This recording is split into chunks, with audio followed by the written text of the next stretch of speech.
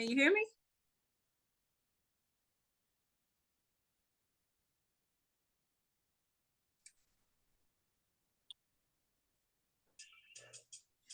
Okay. Episode 4, Right Now Radio. Shanell, what time is it? It's right now Right radio now. time. Let's go. All right. Let's know about that right there. All right. Air Force One. Kicking off. Got a real good episode tonight. We diving deep into some of our roots. So, Chanel's gonna talk about our trip from Ghana. A lot of things she's learned, her interest in the history of the continent, and some of the people she's met. All right. So,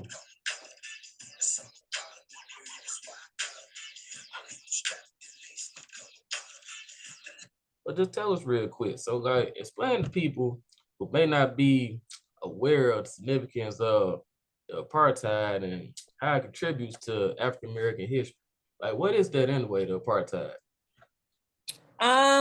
Well, apartheid is a system similar to segregation that separated one group of people from another and did not give them access to the same rights and opportunities that another group of people had.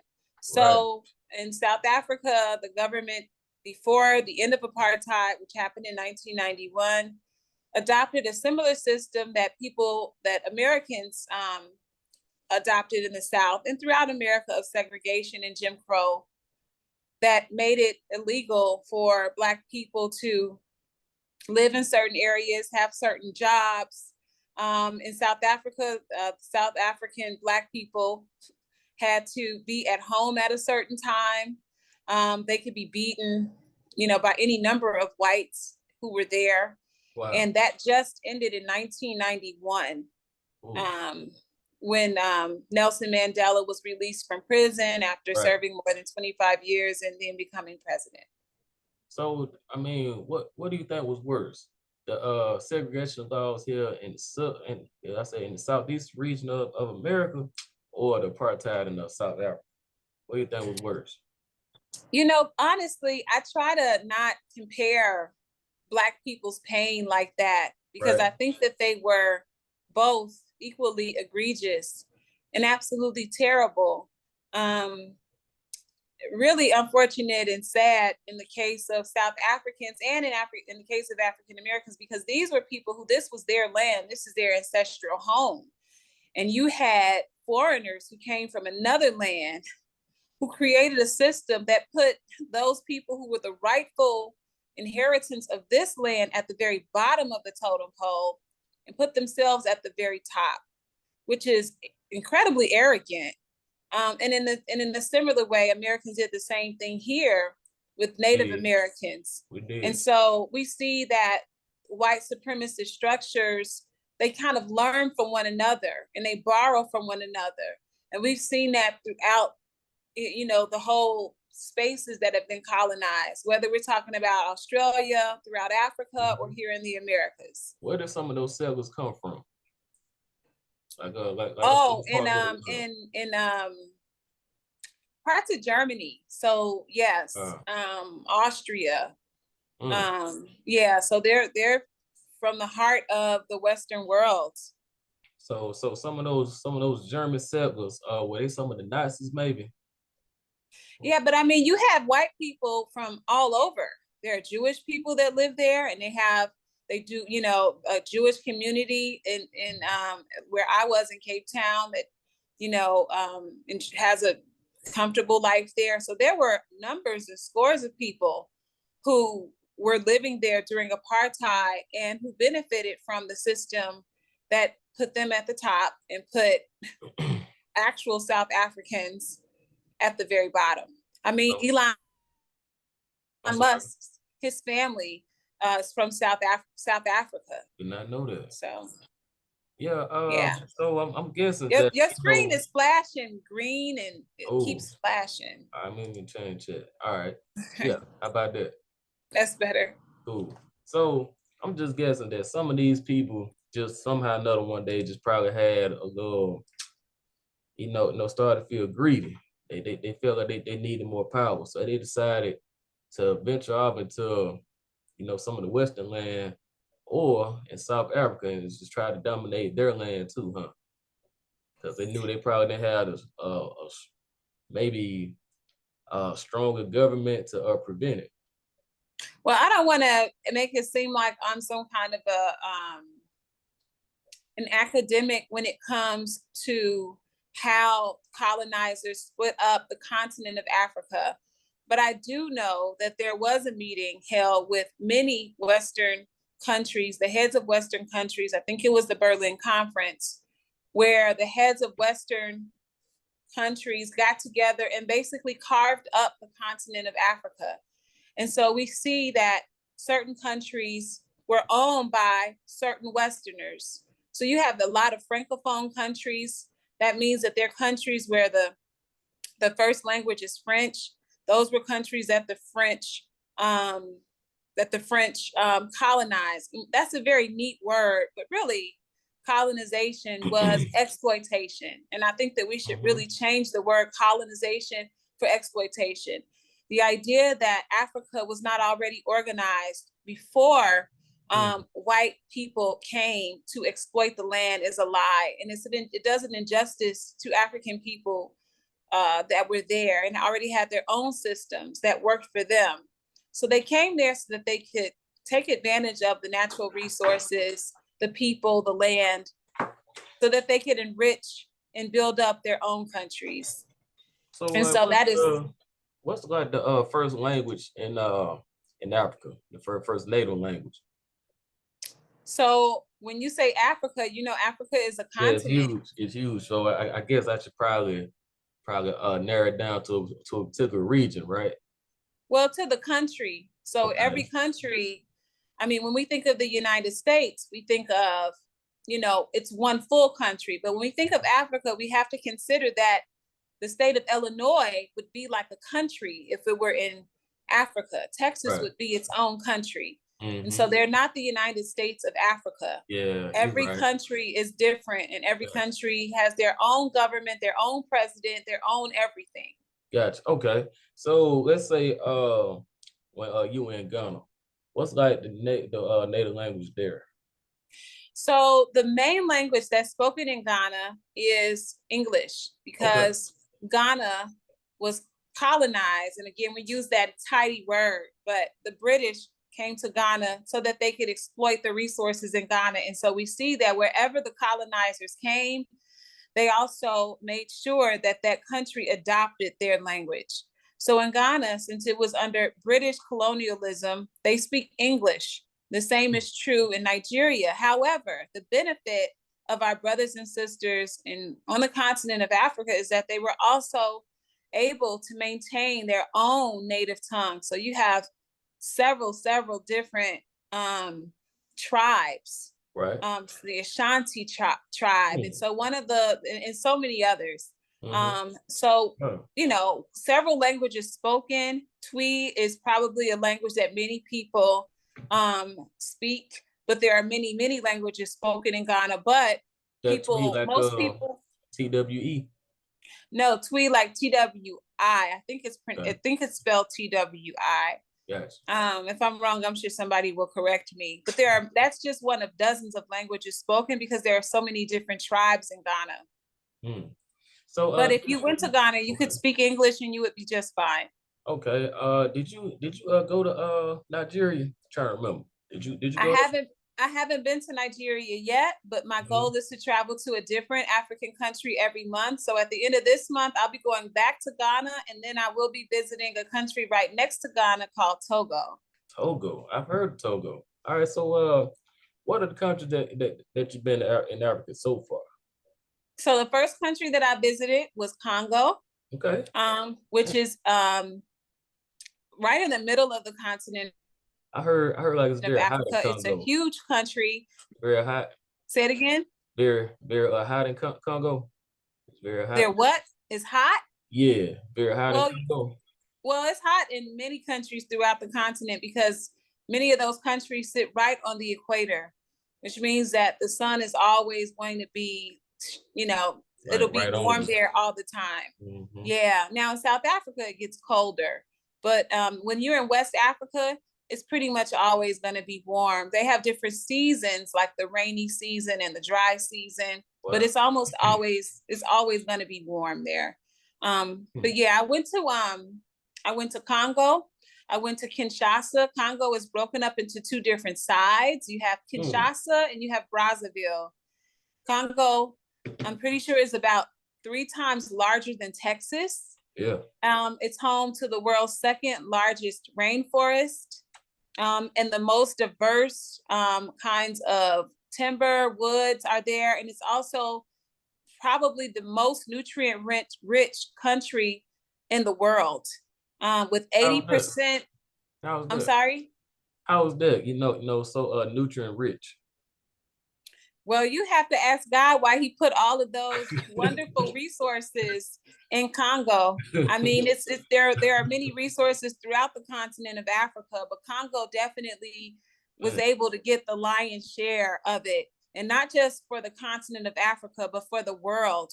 So as we move into this new century and move into this electronic age and moving away from fossil fuels, the world is going to be looking at the continent of Africa to supply it with all kinds of natural resources that it's going to need to power lithium batteries, and to power all of these electronic devices that's going to allow us to be free from fossil fuels. And so we see that the West, once again, just like every century, is going back to the continent of Africa in an effort to exploit the natural resources. The question is, will African leadership allow the same Western players and a few new ones from the East to take advantage of these resources and at the detriment of the people? Or will they use these resources to raise their own people up out of poverty and into a position of prominence, power, and fruitfulness? And so that's something that we all have to pray for and hope that that happens. Yeah, absolutely. So before we go any further, tell us what sparked your interest in exploring more of Africa. Okay, yeah, the screen is still flashing green. Just You know what? I'm not sure what's going on. You know what? It's just my camera. I'm about to go ahead and fix that later after the show. But Okay, it's kind of my eyes. Okay, mess with your eyes. Want to cut some of these lights from flashing? no, it's the green flashing on and on and on. But so yeah, so and I'll be posting an article or a blog post that I just finished today with pictures. When I was a college student, I met someone from Nigeria. He was also a college student, and was kind of given an opportunity to learn about Nigerian culture just by virtue of the fact that we spent a lot of time together. I actually we ended up being in a relationship, and I had a child with him while I was in college. Where'd you go to college by any chance? Chicago State. Okay, all right. And just from conversations that we had, some of them were very uncomfortable and somewhat hurtful with his family. I recognized that there was a lot of misinformation that African people, or at least that his family, had about African Americans. And I really wanted to create a space for African Americans and Africans, but even more broadly, African people throughout the diaspora, to be able to come together and to learn about each other. And I think that the relationship with him sparked that interest. Not to mention that I have a daughter who is half Nigerian. And so it's important that she knows who she is, not only as an African American woman, but as a Nigerian woman as well. And so, yeah. And that's another thing I noticed too. There's a lot of misinformation between our African American roots here in America versus our roots in Africa itself. There's a lot of misinformation and misinterpretation with that, because I was also reading where that many African tribes that were started here in America, somehow or another you may have some descendants who actually lived in parts of Africa. I know in South Carolina, they also tried to start it out there. I mean, I just kind of caught a little some on the back end with that. But yeah, that's real good to know. Um, and I'm looking forward to going to Cape Town and Johannesburg in October myself. I'm gonna go ahead and go. So Yeah, yeah. yeah. I think that you're gonna really enjoy it. I Oh mean, yeah. such a rich history. It's a beautiful place. Mm-hmm. It's South Africa is beautiful because the Indian Ocean and the Atlantic Ocean meet Yeah, there. that's right. That's right. Yeah, I remember seeing that. You know what? And I think I'm gonna go ahead and take a chance on the safari ride too. Now I'm gonna go ahead and do God bless you with that one. it. I will never do it again. Well, you know what? I saw he was out there. That line was like right next to you. Oh yeah. I don't know how I would feel either. I mean, Oh, I was on the floor. I, No, I I never saw you. wanted. Yeah, it was really scary for me. I believe it. I mean, cause like they can smell pretty good. I know, and if they can smell fear, then I'm sure they can smell me from a mile away. Man, cause let me tell you, like I was in Alaska a couple months ago, and like I was like riding by past a black bear. It was in the What car. were you doing in Alaska? Were you on a cruise? No, not for work. It was for my job. We would travel to different military bases. I'm an IT guy, so we travel around and upgrade networks of different military bases. I was out there for almost 2 months between Oh August and wow. September. Yeah, but no, you know what? That's the best time of the year to go to Alaska because see, right then you're in the twilight season where it's like 20 hours of daylight, and the weather is actually nice. Then it's in the 50s and 60s. See, like you go like after November, it's gonna be freezing. It's gonna be dark. Yeah. We don't want to. That's pretty cool to know. I didn't Yeah. know that. Hmm. But now I don't want to be, and they have walking tours. If you wanted to walk around and do a walking safari tour, there are some No, places I that want to walk. No, no, well, no, there's some people that want to walk. no. They want to walk and run into a bear or run into, whatever else is Oh out there. I man, don't know I don't let know. me tell you, I can show you because we were still on the base, right? And like we were passing by the commissary over to the left where some woods were. A black bear was just walking through there, walking through the sidewalk. I was like, man, I would hate to be out there jogging today. He gonna hawk you down. Yeah, I'm good on that. I have too much respect for nature Yeah, to nah, really I'm want, not gonna mess with him. Even moose now, a moose will take you quicker than a bear. What I learned. Are you serious? Yes, because out there, you know what, they have plenty of moose attacks. Because people like us like to do this, like stand by the moose. See this phone, like stand by them and do this right here. Think of like we gonna get to take a selfie with the moose. That ain't happening. I tell you that right now. Man. There's no way, man. So Crazy. well, you told us like, oh, did you get a chance to participate in any like festivals, any parades, parties or something while you were there? So not when I was in South Africa. I was there with some girlfriends of mine. We've known each other since college, and they were just there relaxing. They live a very luxurious life, and I was Yeah. just kind of trailing along with them. However, when I did visit Ghana in January, I went and I went for the Black Star Line Festival that Vic Mensa and Chance the Rapper put on, and a lot of performers were there. Tobe Ngwigwe, Erica Badu was there. Lots of other people were there as well and performed, and that was really really nice. I enjoyed Yeah, that. I'm pretty sure that show was lit. Yeah, it was really cool. Man, how was church over there? Did you go? That's a good question. When I go back at the end of the month, I am going to go to a church service, and I'm going to show you guys, what that's like going to churches. What I will say is that similar to, at least in Chicago, in under-resourced communities, there are lots of churches on the south side of Chicago. And I noticed that there are lots and lots of churches in Ghana. You could just walk not very far and see a church. And don't get me wrong, a lot of churches need to be in walking distance because not everybody has a car and not everybody can afford an Uber or whatever. But there were lots and lots and lots of churches. And so I think that that's another question, So pretty much, I was gonna ask you about that too. So with that, I know many people walk. So I mean, like, how's the public transportation now? More people walk than use that, huh? I don't want to say that. I think a lot of people do walk. I can't say that I've been able to kind of study that out, but just from what I've seen, when I lived in New York, they had something called the dollar van. And it was a mode of transportation that kind of filled in the gaps that public transit did not fill in. So a lot of times in New York, if you wanted to get to the train faster, you would take this dollar van.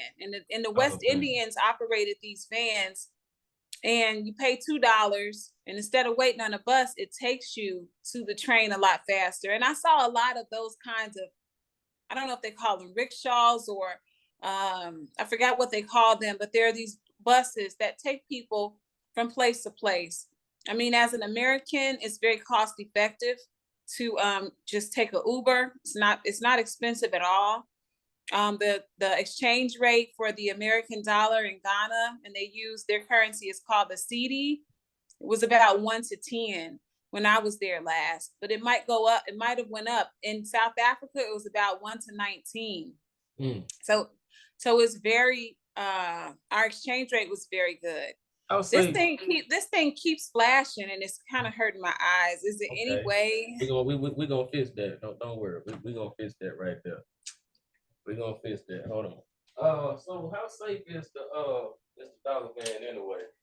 How safe is it? In Ghana? Yeah.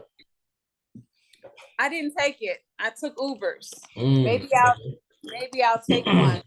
But I didn't take that. Yeah, right. So we're I say, we're kind of fancy there. We don't take the dollar vans. I got you. I'm just playing with you. Oh yeah. So like what type of new celebrations did you discover that you probably didn't know that people celebrate over in Ghana? Whether it be any type of holiday, any type of what they do for birthdays, anything like that?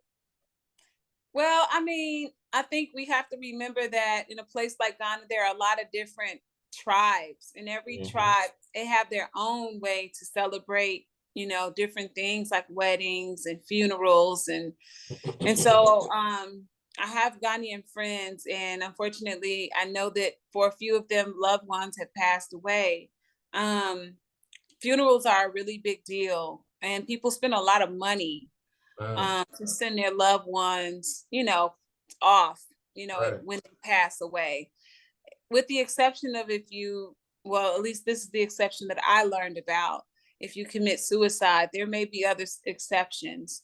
But as far as me learning about other individual ceremonies, I didn't really go to any tribal ceremonies like that. But I look forward to going back again and experiencing that. I just took on a position as a co-host on a talk show called the Progressive Mind Show, which is a show that bridges the gap between Africans and African Americans. And so I will be visiting countries throughout Ghana on behalf of the show. Wow. So that I'll be able to take part in some cultural exchanges, because that's a big part of it. Okay, man, that's awesome. So I know that you ate some good food over there, as I can tell. So like, what's like your favorite dish that you had over there? I don't know if I can even come up with a favorite, but I'll tell you that here I had a bad experience with okra as a child. I had a very mean in Chicago, right? Yeah, as a child, I had a really mean aunt who made me eat a bowl of boiled. made me eat a bowl of boiled okra, and ever since then, it was boiled. It was terrible. Since then, I never liked okra. But when I went to Ghana, I did have some okra stew, and it was really good. Huh? You ever had fried okra? I know people like it, but because I was traumatized as a child, I haven't even had fried okra. Oh man, see man, you gotta go ahead and climb that hurdle right there, because fried okra is where it's at. Now spoiled, Okay. I don't know about that. Ugh. It's nasty. It's Yeah, slimy. It's I know seeds it in is. it. I know it is. Yeah, it was just really mean. He was just a mean person. So you like you like seafood by any chance? I love Oh, seafood. that's what I'm talking about now. See, you get some fried oysters and fried Gulf shrimp. You understand? When the shrimp be about like this big, almost I'm kind of like a golf ball. You don't know what I'm talking about. See, that's some real little southern cooking right there. Now, where are you from originally? Montgomery, Texas? Alabama. Oh, okay. Yep, that's where Okay. I am right now. Alabama. Mhm. Okay, got you. Got you. Yep, that's right. Born and raised here. That's right. Yeah, absolutely. Oh yeah, did you get a chance to go to Robben Island where Nelson Mandela was Was concentrated? held. Yep. No, I didn't go to Robin Island. I was kind of trailing my friends, and they Mm. started off in a place called Nisna. So I Where's flew that? into um well, I flew, is that the Eastern Cape? Lord Jesus, I don't remember. But I flew into Johannesburg. Then Yeah. I flew to Nisna, which was about an hour and a half flight. Then we Hmm. went from Nisna to Cape Town. So when I go back, I will go to those places. Okay. Yeah. Yeah, for sure. I look Um. forward to it. I also like his house too, right? 'Cause I saw on the tour where like I said, well, I'm going in October. We get a chance to go by his house, where he lived. Yeah, I know that they have that. I think they've made it Hmm. into like a museum or something like Yeah, that. that's So right. Yeah. yeah. I was gonna say like you get a chance to meet some of his descendants, his nephews. You know what? It's funny you asked that. I had the opportunity to meet not his daughter, but his daughter's husband. So not a Oh, direct okay. descendant, but a part of the Well, family. that Yeah. that counts. That still counts. Yeah. Yeah. Yeah. Yeah, that's cool. Man, so tell me like what was your fondest memory like I said being in Ghana last time? Honestly, I think the entire trip, that was my second trip to Ghana when I went earlier this year. I think the people are Yeah, always, I enjoy being around the people. I think Ghanaian people in general are warm people.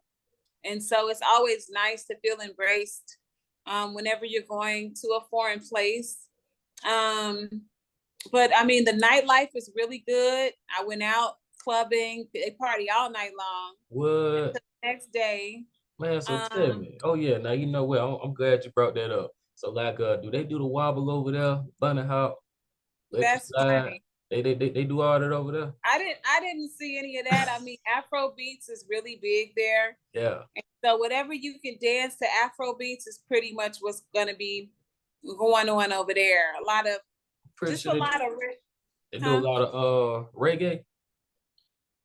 There's reggae, but I think Afro beats is definitely the soundtrack of the continent, and really is becoming the soundtrack of music. Hip hop.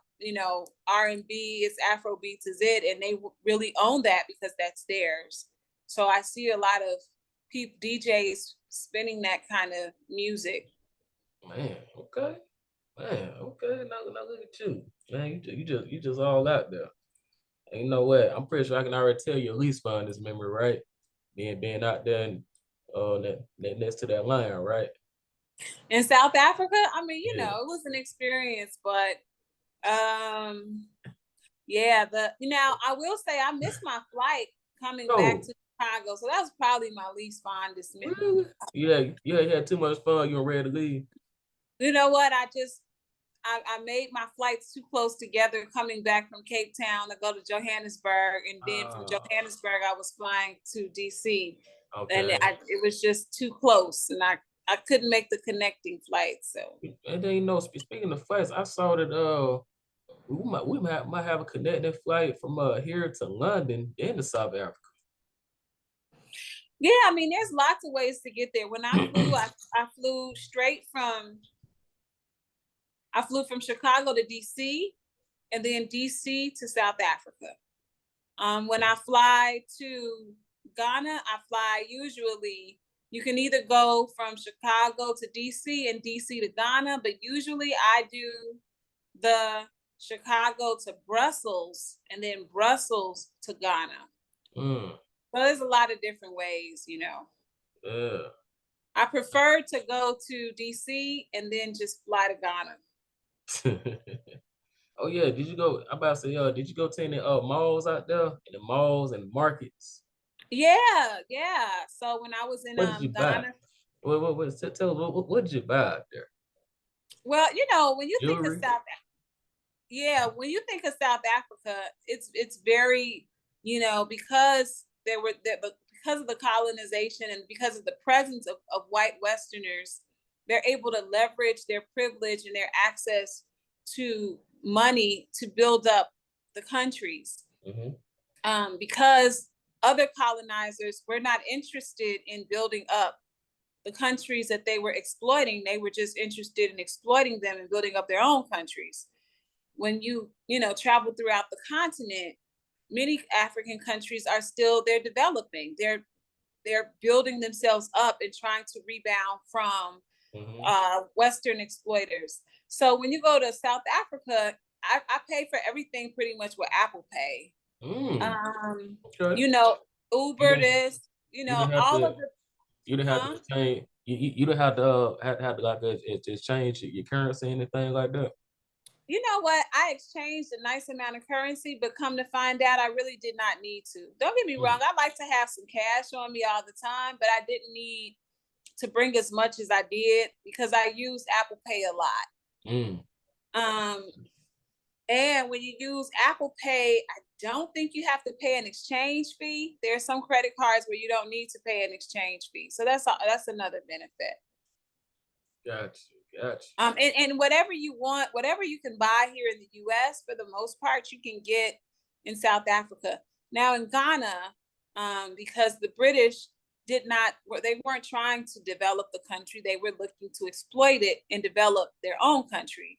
So you will see that, Ghana is not, the infrastructure is not as robust as it is in South Africa, but it still is really nice. And when I go next time, I'm going to take, my followers on a tour of $1 million on a tour of $1 million community in Ghana, where the homes there cost north of $1 million to purchase the land and to build it. So all together, beautiful, beautiful homes. And, there's just so much opportunity in Ghana. So. Nice. That's like I said, that's beautiful. Oh, what's the name of the mall there in Ghana? What's the name of it? You know what? I don't even remember the name of the mall. I went to a mall in Ghana too, but the mall that I went to that's similar to a mall you would see here anywhere in the US was in South Africa. There was a mall in Ghana, it had a Burger King there. Yeah. Might have been KFC. I think I saw. I don't remember the name of it, but it's there. If you're going to, Accra, then you'll see all of that. But you'll also see a lot of poverty as well. Yeah. And that's what many people have always shown us of Africa. They show us the very impoverished side. But as you stated earlier, I know, say in South Africa, even Ghana, where people over there live very, very luxuriously. Yeah. And not just luxurious, but because honestly, the way that the people that are living in these $1 million homes, the way that they're living in Ghana, I don't live that well here in Chicago in the US. Most people don't live in $1 million homes here. But and then this is the other thing. There is no mortgages in Ghana. So, if the home costs $200,000, then that's what you need to have in order to have that home built for you. So they own the home outright. Exactly. They own it outright. And before you move in, you probably would have needed to pay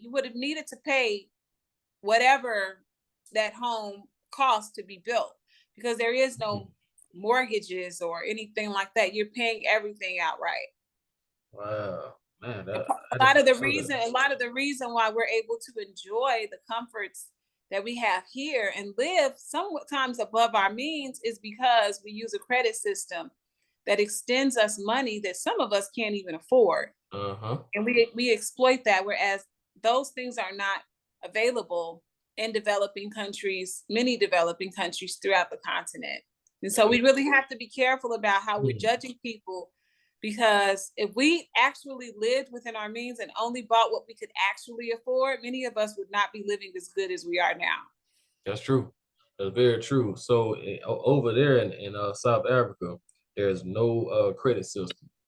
No, I won't say in South Africa there's no credit system. I believe that because South Africa, again, that there were so many white people who wanted to stay there. It's a beautiful country. They leveraged, the money systems that they had in their proximity to power to be able to develop those things in South Africa. Mhm. But in a place like Ghana, you're not going to have the opportunity to mortgage and to take out a mortgage on your home. If you want a home built that costs $400,000, you could probably put down 200,000 here, another 100, and another 100. But you're gonna have to pay for it all in order for it to be built and for you to move in. Mm. Wow. Wow. Money talks. And that's the same for your car. That's the same for your phone. That's the same for all of that. If people had to pay that $1,400 for iPhones, there'd be a lot fewer iPhones sold in this country because a That's lot of right. people don't have that kind of money. That's right. You know what? I would still have my Nokia flip phone if that was the case. Yep. Yeah. For sure. Balling. We have many Black history figures such as Dr. King and Nelson Mandela. Who were some of the other important figures that played a vital role in relieving our ancestors of racial injustice and apartheid over there? Yeah. So, of course, when you think of those central figures in Ghana, it's the first president, Kwame Nkrumah, who really took a lot from people throughout the African diaspora, like Marcus Garvey. Yeah. Marcus Garvey had this idea of Pan-Africanism where he felt like Black people needed to return back to Africa. And if you look at the Ghanaian flag, and we know that Marcus Garvey started the Black Star Line, a ship that Black people could actually own. It was a company that you can own shares in that would bring Black people back to the continent of Africa. Well, the country flag for Ghana is the Black Star. The football team is named after, again, Marcus Garvey's Black Star Line. And if you go to Memorial Square, it's the Black Star Plaza. And so we see that there is a connection between the civil rights movements that happened here in the United States and the freedoms that African people were able to finally take hold of because they were influenced by leaders like Marcus Garvey and so many others, the Stokely Carmichaels of the world, of course, the Martin Luther Kings. As we were fighting for our freedom here, our brothers and sisters on the continent of Africa were taking notes and drawing inspiration from what we were able to do. Nice. That's very powerful. Because I like to dig deeper into the leaders who may not get mentioned much, as you named Kwame, Marcus Garvey, and I'm sure that Mr. Mandela received a lot of support over there. But what type of role did Winnie, his wife, his kids, and other family members play in the movement? Also his friends too. What type of role did they play in the movement there? First of all, I just want to reiterate that I don't want to come across as some kind of a historical genius or anything like that. I've read about, Nelson Mandela and the role that his wife played. He was in jail for a quarter of a century. And so during that time, his wife, Winnie Mandela, was holding down the fort, raising the children, but she was also a freedom fighter. And I think that, it's important to recognize the women who played a role holding up the men as they, Absolutely. were doing the work that they had to do as well. So she's somebody who should definitely Yeah. be recognized for the work that she did, because her work stands on its own. Yeah, it does. It definitely does. And March is actually Women's Month. This is y'all month, but I celebrate y'all every month. Absolutely. Yeah. Thank you. Of course, absolutely. So I guess what seemed to be the overall purpose of the apartheid laws besides controlling what black people can and cannot do, or where they can and cannot go? Well, I think it was a system that was driven by greed, by white supremacy, which I think is a form of mental illness, really. Whenever you think that by Yeah. virtue of the fact that you were born in one part of the world, that you're better than, but yeah, that I think that that's a form of mental illness. But greed, fear, when you know that you are outnumbered, clearly white people are the minority on the world stage, but of course, they're also going to always be the minority when they are the immigrant coming to a country. And that's what they were when they were coming to South Africa, to take advantage of the resources and the people. And so I think that when you're doing that, you're always afraid, and you have to figure out, how can I keep these people under control? Because if they ever decide they don't like the way that I'm treating them, they could rise up against me and they could kill me easily. And we see the same thing was true with Southerners here in the United States. In a lot of Southern states, Black people outnumbered white people. We do. Not only that, on these plantations and in these Southern places, not only did Blacks outnumber whites, but Blacks were also physically a lot more capable of overtaking these white enslavers. And so they had to create systems that drove fear into the hearts of Black people, traumatized the Black people, so that even if they thought about rebelling, they would be so afraid to do that. And that was what kept them safe. And so I think that greed and the fear, along with the mental illness that enslavers and colonizers suffered from, worked in tandem to create this environment that was so incredibly traumatic for, whether it was South Africans or African Americans or wherever colonizers came and and just caused all kind of traumatic, terrible, did all kind of inhumane things. Man, that's crazy, because they tried to strike fear in us to have us afraid to use our strength, because we were bigger, stronger, and also more intelligent than some of the people of other races. They want to make us ashamed to do that. Well, I don't want to say that. I don't believe necessarily that any one race is more intelligent than another race. But what I will say is that the numbers game was real. If I go to Germany as a Black person, I'm in the minority, because this is not a land that I'm from.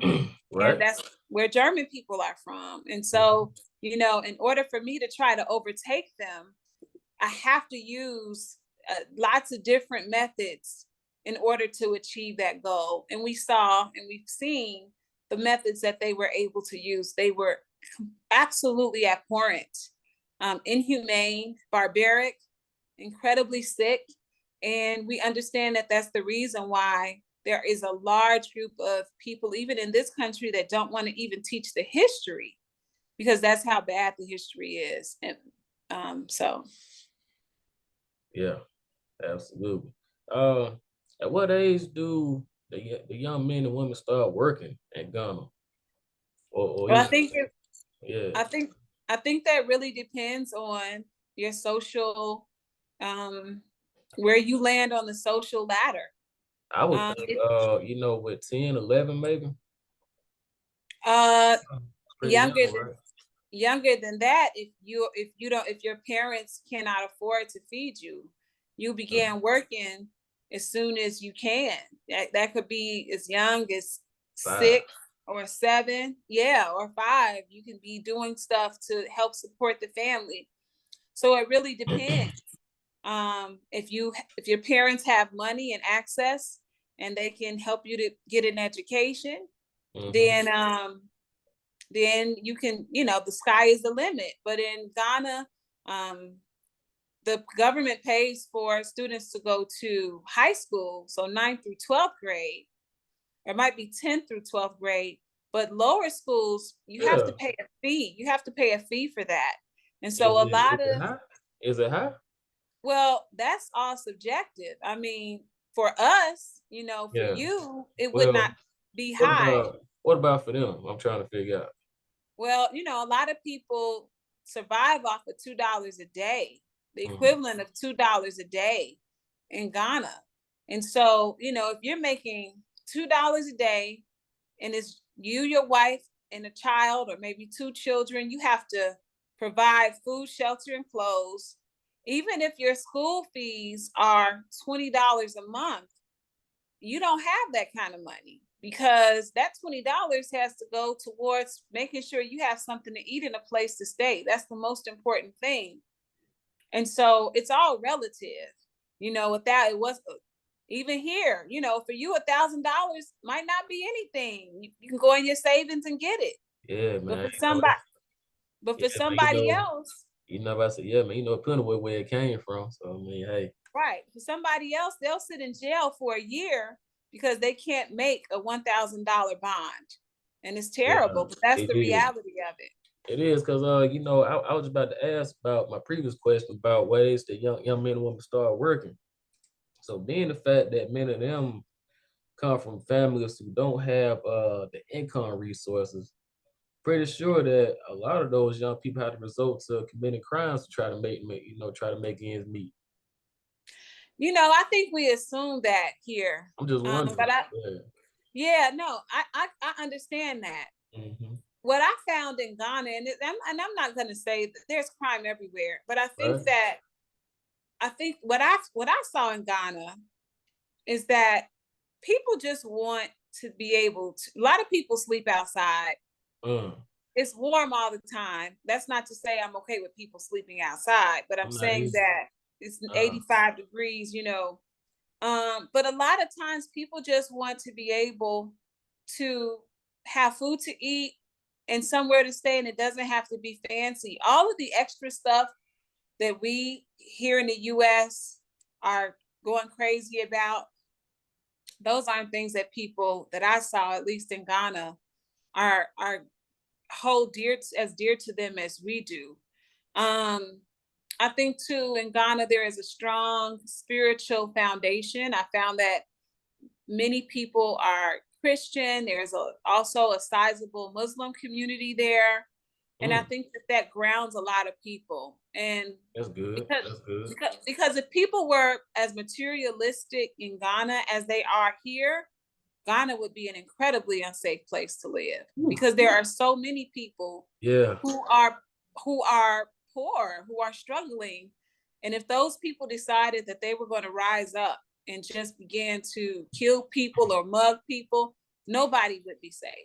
Right. Nobody would be safe. You know what? I've actually been to a place like that. It was very materialistic, believe it or not. I went to Guam a couple of years ago. It was back in like 2015. Now, being at Guam is such a small island, but you go to the mall, you're gonna see design everywhere. Design everywhere, right? And I said that's all everybody talk about there. All right. These people very materialistic, like, and there's people like who have gotten brutally beaten for Jordans, Gucci bags, you name it. Yeah, and then anytime you travel like to the other side of town, that's when you see the most it's impoverished places. Okay, so you see some rundown homes, you see 1-bedroom homes, right? Probably no living room, anything, just 1 bedroom. I'll tell you a crazy thing I saw over there, right? All I know, I was standing like kind of further like outside of the shopping center, but right across the street from the shopping center, there was a house over there. It was pouring down rain on top of this one house, but it wasn't pouring down rain on South Street where I was standing on. I just thought that's probably like the weirdest thing I've ever seen. I'm like, I don't know what's going on inside that house, but That's crazy. That's definitely different. Man, it's a whole thunderstorm on top of this one house. Well, on my side of the street, it was just kind of just drizzling. Like, that's crazy. I don't know what they doing in there. Like, oh, for real. Yeah, I mean, but yeah, so I've seen that, I don't understand why people be so caught up in that. But oh yeah. So like, what's the best beach that you saw over there in Ghana? Like, I'm What's pretty the sure best what? beach. Beach. Oh, you Go know to what? the I beach. mean, You go to the so beach over there? oh yeah. There's a beach called Labadi Beach. Oh Um, yeah, yeah. You saw some penguins. huh?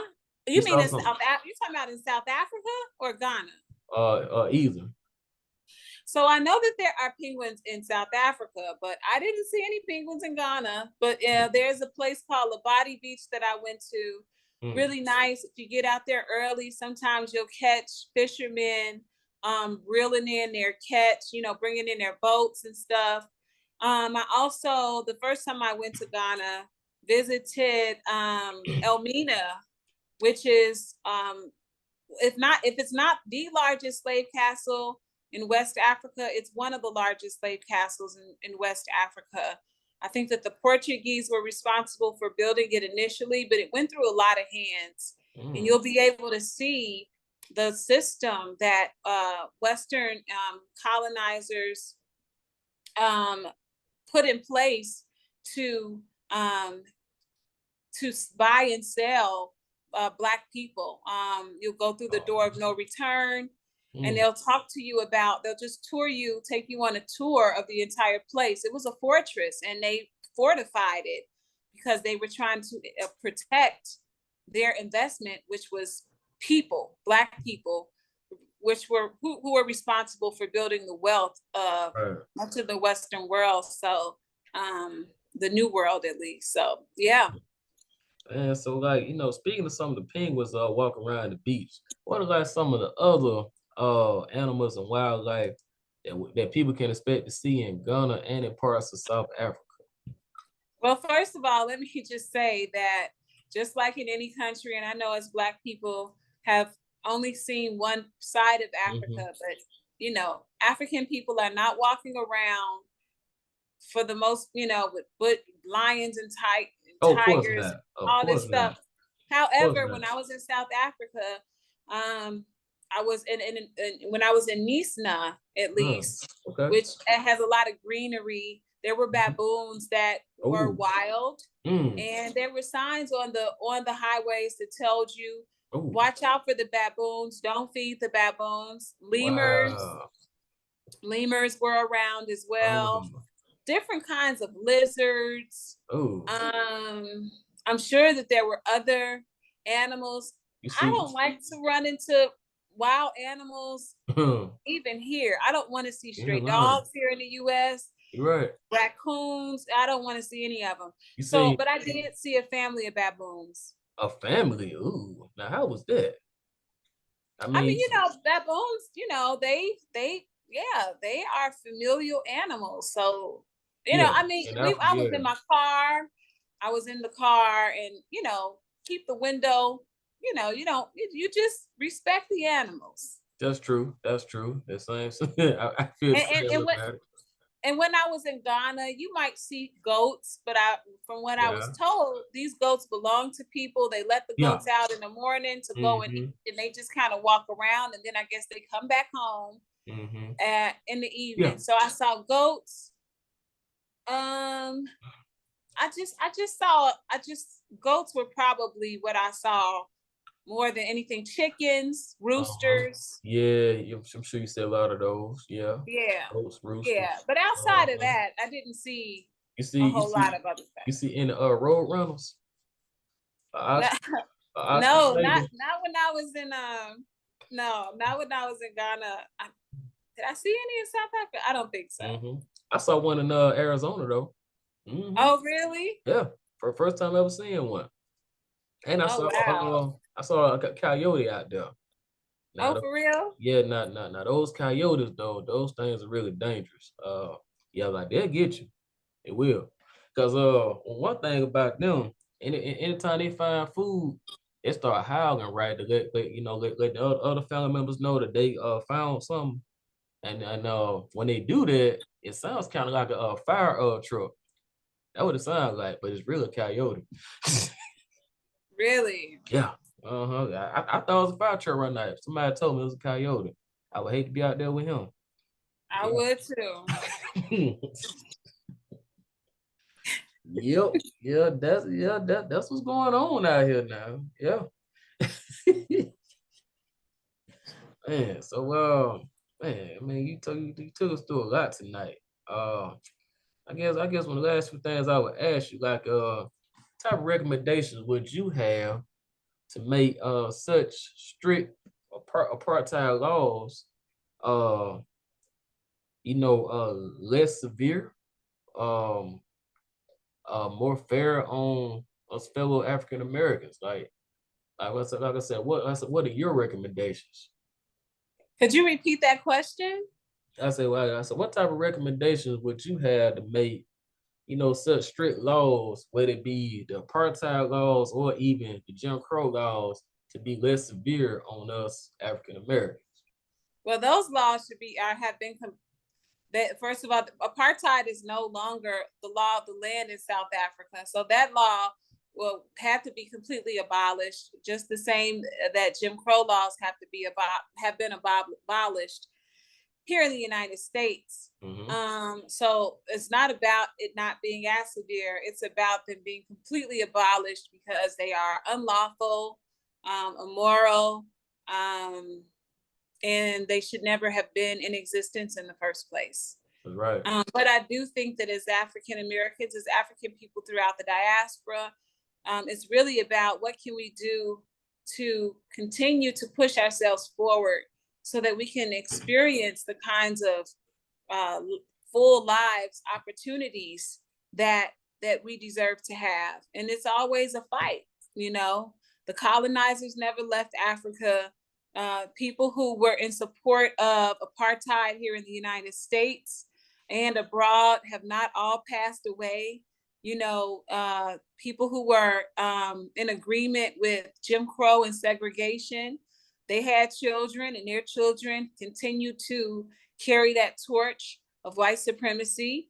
And so we have to be aware that we are still fighting for equality and for reparations for the work that our ancestors did to create the wealth that so many Westerners enjoy today. And so we have to be aware of that and continue to push forward. Amen. Amen. So as you continue your journey through Africa, and when you travel back to Ghana, how can we follow you on social media and keep up with your journey? And also your talk show that you're part of. Yeah, so the talk show went on hiatus. However, but the talk show, the radio show, is called the Progressive Mind Show. I'll be posting links on my Instagram. So you can go on Instagram, and it's called The Scattered 1526. Diaspora, the definition of diaspora is to scatter.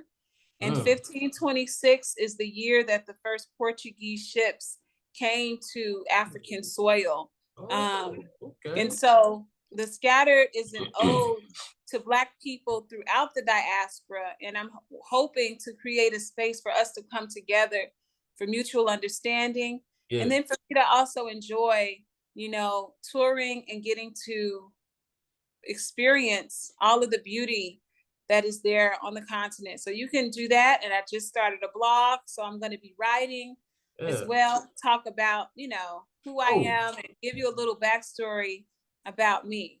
Aren't you, aren't you going to share your blog with us tonight? Yes, I'm gonna go ahead and publish it on my Instagram at the Scattered 1526. Okay. And I'll also share it on my Tumblr page as well, which I just started the Tumblr page today. So it's also called the Scattered 1526. So you just on all platforms. I see you. Yeah, I'm hoping to be, although I haven't been posting much this week, but I'm gonna get back on it.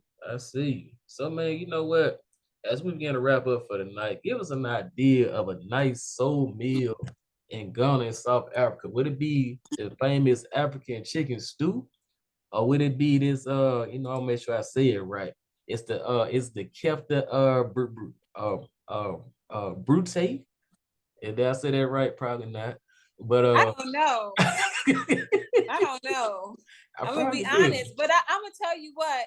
When I go to Ghana at the end of the month, I'll take you guys to a buffet, Yeah, and I'll show you some of the food yeah, items. please do. And Please do. yes, yes. Yeah, because I'm really interested in some of the food and desserts. You know what?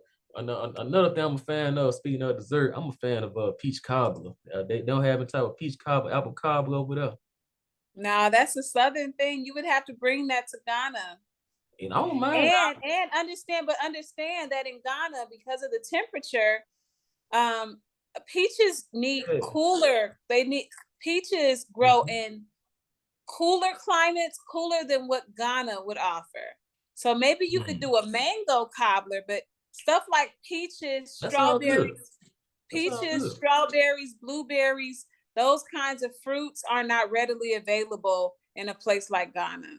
Mm. That would be considered an exotic fruit in Ghana. You mean peaches would be? Yeah.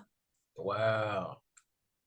I was thinking maybe mango would be, but you know what? I see what No. you're saying. I see Got what mango you're saying, mango trees everywhere. though. Pineapple, papaya, those Yeah. kinds of fruit that take the warm weather. You're Yeah. gonna find them there, and Now, you'll enjoy them. Yeah, for sure. mango sounds like a winner to me. It really does. Yeah, mango cobbler I think would be real good. So Yeah. that's an option. Coconut. Yeah. So Yeah. Okay. Man, Shanell, thank you for a great conversation tonight and all the valuable information that you shared with me and the audience. Greatly appreciate it. We're gonna definitely stay in touch and watch you take on the rest of the world and Africa. thank you. I appreciate that. Thanks for talking with me. I sure will. And we signing off for tonight, everybody. And you can find us on Spotify, Apple Podcasts, Google Podcasts. I'm about to say Apple Cobbler. I'm just thinking about food still.